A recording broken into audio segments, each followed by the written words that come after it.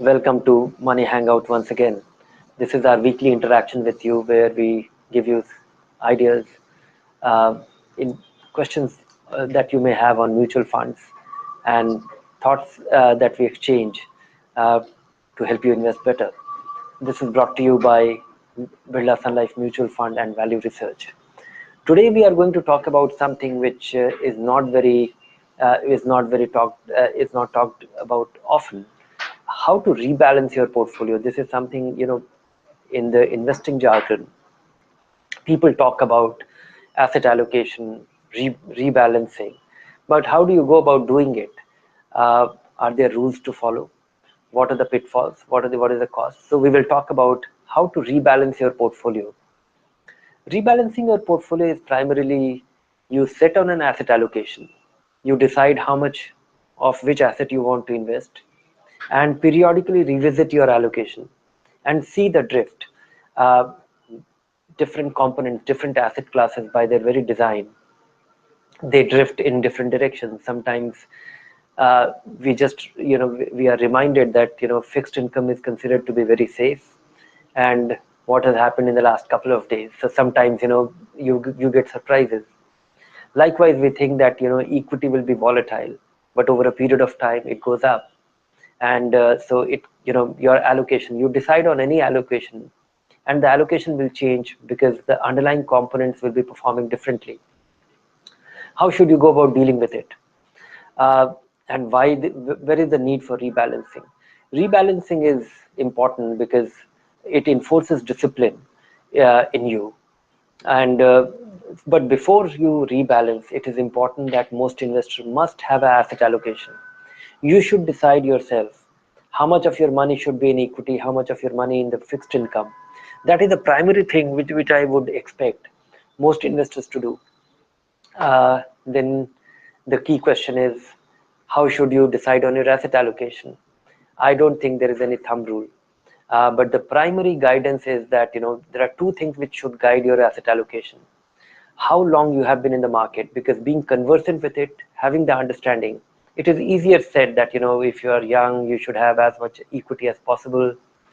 Investing for the long run, you should have, even 100%, no need of an asset allocation, just have equity. Maybe true. But when you are investing for the first time, if you are not experienced, if you haven't seen the cyclicality of the market, remember what happened in 2008. Markets went down by 50-60%. Some of the mid cap and small cap funds actually went down by 80%. Some of the mid and small cap stocks went down by 98%, and they were some of the very prominent stocks. So I would say that that to save yourself from that calamity, you must rebalance. You must set your asset allocation, you must rebalance. And so the primary reason is, just to sum it up, it is your risk management mechanism. You must have asset allocation, you must rebalance. This will reduce your returns on occasion, but it is worthwhile, because if you do not reduce your uh, return, and correspondingly the risk as well, there is a likelihood that you will be phased out of the market in a very inopportune time, and never to come back again, and you will never be able to benefit from it.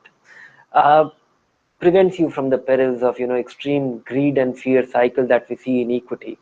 The one of the primary determinants of your investment performance is how long you stay appropriately in various asset classes. And to be able to achieve your financial goal is more important than just generating great return, which on occasion can actually vaporize without much of a notice. So uh, this is how to go about doing it. And uh, Neil, have you been able to make out what I have said so far? Dhiren, I just had one question though. Yeah. That how do you go about doing this actually? Yes, it's hard to do it.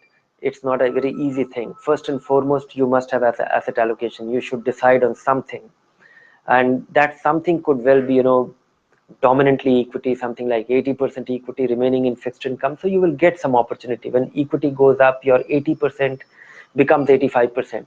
There are two ways of going about rebalancing. One is based on a time frame. You should After you have decided on the asset allocation, you should decide on a time frame that every 3 months or every 1 year or every 2 years you will do this.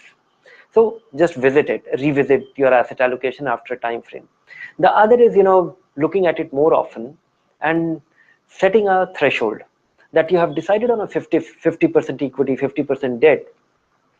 Whenever your asset allocation goes up by 5% or 10%, your equity becomes 55%, you will rebalance.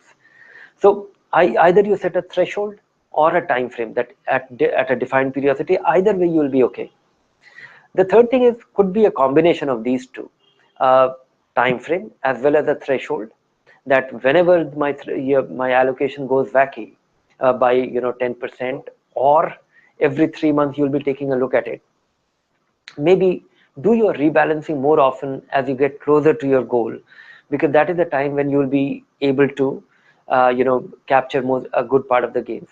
But this is not that easy, setting this discipline in the first place itself will help you keep on track, and it will keep you away from uh, being misguided by the noise in the market, because you will be guided more by where you stand today, how much of it is actually reasonably reliable return which can be had or which can be derived anytime, and what component of your investment performance or return is subject to market risk and can be very volatile, and you may not be able to realize it as and when you need it.